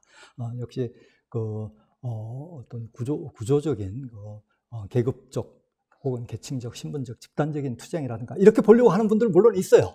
남원고을 민중의 저항이라든가 이걸 춘향전 저항의 핵심으로 보려고 하는 그렇게 설명을 해온 분들도 있고 그런 면모가 전혀 없는 건 아니지만 그 춘향전의 본래 구도는 아니다. 본질에 해당하는 건 아니라고 저도 생각이 듭니다. 마찬가지로 거듭 말씀드립니다만은 국가 권력에 대한 의도적인, 의식적인 그런 저항은 결코 아니었는데 적어도 그 춘향 저항의 그 성격이 결과적으로 국가 권력에 대한 것으로 귀결될 수밖에 없었다. 따지고 본다면은 그런 설명을 드린 것이고요. 제가 야담이나 이런 것들, 소설도 홍경래난을 소설화해서 판각본으로 유통시킨 그런 소설도 있고 그렇습니다. 그런 것들을 대개는 살펴보려고 했지만 그 점은 정말 제가 전문성이 부족한 까닭에 전체적인 당시 문학작품의 일반적인 성격이라든가 이런 속에서 춘향전의 그 주제의 보편성이라든가 하는 건 확인하지 못했습니다. 야담 이런 거하고 비교해 봤을 때 춘향전은 전혀 그 방향을 달리하는 그런 것 정도는 확인을 했죠. 그래서 그 점은 앞으로 그 힘이 있다면 한번 관심을 가져보도록 하겠습니다. 네. 사실 선생님 오늘 발표에서 제가 너무 재미있었던 것이 어떻게 보면 저 역시도 이제 역사를 같이 연구하는 연구자 입장으로서 역사 연구자가 놓치기 쉬운 것들을 너무 잘 지적해 주신 것이 아닌가라는 생각이 들었습니다. 어떤 명분, 논리 그런 것들을 통해서 어떤 사회의 변화, 역사의 전환 과정 그런 부분들을 너무 단선적으로, 직선적으로 그냥 설명하고 파악해 버리려고 한 그런 경향들이 사실 일정 부분 있는 것도 사실인데요. 선생님께서 그 말씀하셨던 어떤 장면이라고 하는 부분들을 잘 이해해야 된다라고 하는 그 부분이 참 이게 가슴에 많이 와닿았습니다. 아마 선생님께서 오랫동안 정치사, 사회사 그런 부분들을 연구를 계속 진행하셨기 때문에 그런 감각이 거기에서 이렇게 묻어난 것이 아닌가라는 그런 생각을 했고요. 개인적으로 궁금했었던 것은 사실 어떻게 보면 춘향전이 이렇게 조선 후기 보편적으로 성공한 소설인 것이잖아요.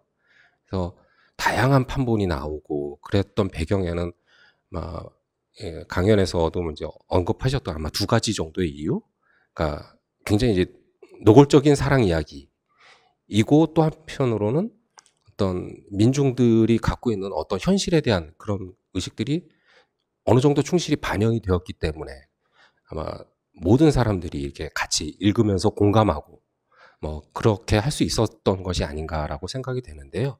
아까 그 중간에 그 한문본 춘향전을 잠깐 말씀을 하신 적이 있으셨습니다. 근데 아무래도 한문본인 경우에는 일반 민중들보다는 일단은 한문을 알아야 되는 식자층이나 그런 사람들이 읽었을 터인데요. 그렇다라고 한다면 그 사람들이 보는 춘향전에서는 조금 다른, 그러니까 어떤 바라보는 시선이 달랐을 것 같고, 그러다 보면 일반적으로 우리가 알고 있는 춘향전의 전체적인 어떤 흐름이나 뭐 각각의 내용에서 어떤 부분들은 더 부각이 되거나 아니면 어떤 부분은 좀 소략하게 다루어지거나 그런 부분들도 있었을 것 같습니다. 그래서 그런 부분들을 한번 잠깐 말씀을 해주시면 아마 여기 그 당시 춘향전을 읽었던 많은 그 일반 민들과는 어떤 좀 다른 인식을 갖고 있었는지 그런 부분들도 좀 살펴볼 수 있지 않을까라는 생각이 들었는데요. 예, 거기에 대한 제 생각을 말씀을 드리죠.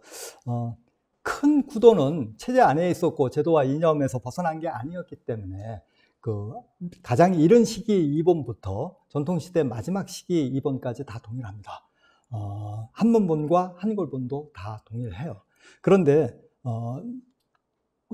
역시 지배층 입장을 반영하고 있는 한문본과 한글본의 그 장면들이 다른 것들이 있죠. 크게 특징적으로 다른 것이 당연히 한문본에서는 변사또 지배층의 이 포악성이라든가 하는 것들은 대단히 축소시켜 놨습니다. 탐관오리라든가 하는 걸 규정하는 데는 뭐 아무런 문제가 없어요. 그럼 어느 때나 있었던 것이고 그들을 징치해야 된다는 건 너무나 당연하기 때문에. 그러나 이 춘향이를 불러다 놓고 그렇게 심하게 모독을 하는 장면, 이런 장면은 한문본에는 있는 것도 있지만 없는 것도 있습니다. 그리고 변사또가 춘향이를 아주 심하게 매질하는 장면이라든가 하는 장면도 굉장히 순화되어서 나타납니다. 심지어는 춘향이가 한문본에는 심지어 춘향이 변사또를 걱정하는 그런 장면도 있어요. 나한테 수청 들라고 하는 것은 너무나 당연한 것이고 내가 마땅히 따라야 하겠지만 내가 지금 매를 맞는 건 상관이 없지만 사또께서 나를 때림으로써 사또의 이 정체에 손상이 갈까 그게 걱정이 됩니다 하는 이런 쥐가 고양이 생각하는 듯한 이런 장면도 나타나는 거죠. 그리고 마지막 장면에서 변사또를 처벌을 할 필요가 없다 하는 그런 것도 한문본에는 나타납니다. 그건 뭐 별 문제가 안 된다.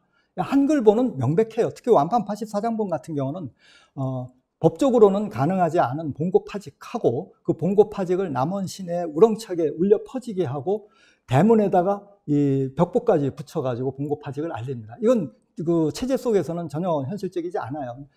아무리 수령이 잘못했다 하더라도 인민이 보는 앞에서 바로 징치하는 것, 암행의사에게 그런 권한은 없습니다. 그래가지고 통치 시스템이 제대로 권위를 가질 수가 없죠. 그런데도 한글본에서는 그렇게 나타나 있습니다. 그렇지만 한문본에서는 뭐 변사또 뭐 그럴 수 있다.